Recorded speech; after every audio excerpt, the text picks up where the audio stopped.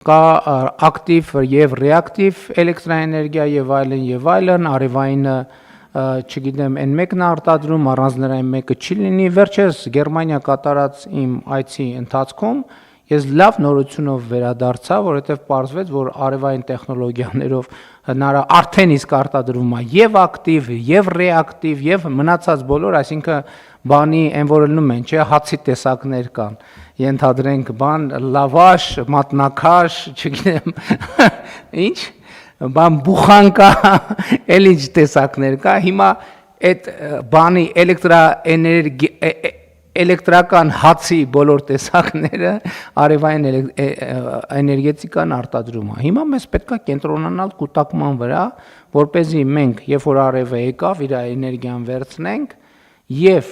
մեր էներգետիկ կարիքները բավարարենք այնքան ժամանակ, մինչև արևը կպտտվի, նորից հետ կգա եւ մեր ռազմավարությունները պետք է հենվեն սրա վրա։